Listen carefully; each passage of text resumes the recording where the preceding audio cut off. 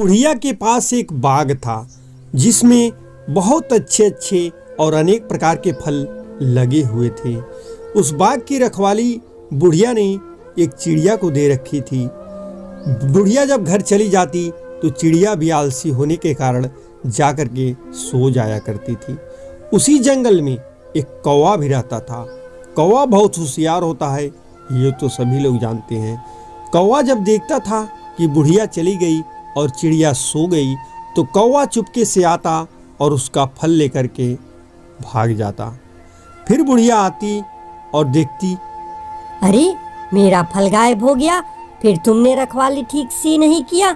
अब मैं तुझको नौकरी पर नहीं रखूंगी, मैं तुझे नौकरी से निकाल दूंगी। चिड़िया से बोलती है और चिड़िया फिर बोलती है, अरे दादी, अब ऐसा दोबारा कभी नहीं होगा, मैं कभी सोऊंगी नहीं, आपके फल की रखवाली अच्छी तरह करूंगी दादी ये पहली बार है, हमको क्षमा कर दीजिए, आइंदा आपका एक भी फल गायब नहीं होगा दादी। फिर बुढ़िया को चिड़िया पर दया आ जाती है और बुढ़िया बोलती है, ठीक है, लेकिन अगर इसके बाद मेरा एक भी फल चोरी हुआ तो मैं तुझे तनख्वाह भी नहीं दूंगी और तुझको नौकरी से भी निकाल दूंगी। फिर चिड़िया बोलती है, ठीक है दादी। फिर बुढ़िया वहाँ से चली जाती है। फिर बुढ़िया को जाने के बाद ये आलसी चिड़िया फिर जाकर के बिस्तर पर लेटती है, सोचती है थोड़ा आराम कर लूं, लेकिन फिर उसकी नींद लग जाती है, उसकी आंख लग जाती है, उसको नींद आ जाती है। उसके बाद कौवा फिर आता है और फिर एक फल तोड़ता है और लेकर चला जाता है।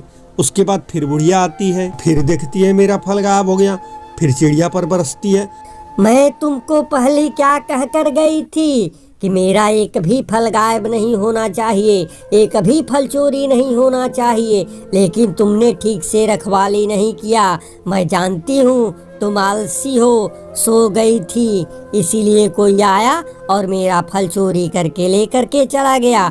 मैं अब तुझको अपने फल की रखवाली करने नहीं दूंगी, मैं तुझे अभी नौकरी से निकालती हूँ, तुझको जहाँ मर्जी करे वहाँ तू जा। फिर चिड़िया बेचारी गिड़गिड़ाने लगती है, अरे नहीं दादी, ऐसा दोबारा नहीं होगा दादी, मुझको क्षमा कर दीजिए दादी, प्लीज दादी, अब मैं अच्छी तरह रखवाली करूंगी दादी, अब मैं एक पल के लिए भी नहीं सोऊंगी दादी, प्लीज दादी, ये आखिरी चांस है दादी, एक मौका और दे दो दादी। फिर बुढ़िया को उस चिड़िया के बातों पर दया आ जाती है और बुढ़िया फिर चिड़िया से बोलती है, तू देख, यह अंतिम बार है, यह आखिरी बार मैं तुझको चांस दे रही हूँ, इसके बाद अगर मेरा एक भी फल गायब हुआ तो समझ ले तेरी नौकरी गई, तुझे नौकरी से निकाल दूंगी और अपने फल के बगीचे से भी तुझको बाहर कर दूंगी। ठीक है दादी, जैसी आपकी इच्छा। फिर बुढ़िया वहाँ से चली जाती है।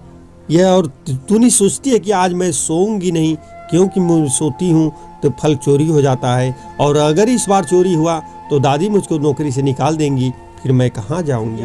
रखवाली करती है लेकिन फिर भी उसकी आलस के कारण वह लेटती है, जैसे ही उसको फिर नींद आ जाती है और फिर कौवा आता है और उसका फिर एक फल लेकर के चला जाता है।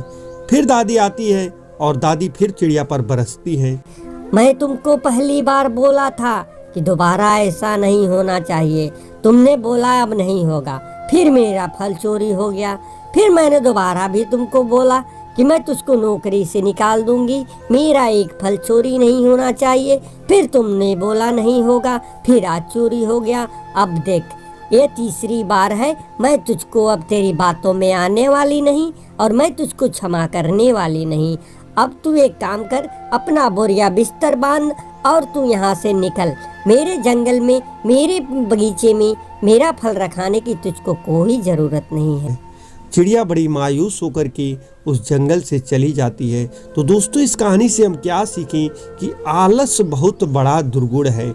आलस हमको कभी नहीं करना चाहिए, किसी भी काम को हमें भली भांति और दिल से करनी चाहिए। चिड़िया ने लापरवाही बरतते हुए जंगल की रखवाली की, बाग की रखवाली की और उसका हमेशा फल चोरी होता गया। इस कारण बुढ़िया ने चिड़िया को नौकरी से निकाल दिया। तो दोस्तों मेरी कहानी, मेरी स्टोरी, मेरा वीडियो कैसा लगा कमेंट बॉक्स में जरूर बताएगा। वीडियो अच्छा लगा हो तो एक लाइक जरूर करिएगा, चैनल को सब्सक्राइब करना मत भूलिएगा और बेल आइकन घंटी जरूर दबा दीजिएगा। तो दोस्तों मेरा वीडियो देखने के लिए आपका बहुत बहुत धन्यवाद। मिलते हैं अगले वीडियो में, तब तक के लिए जय हिंद, जय भारत।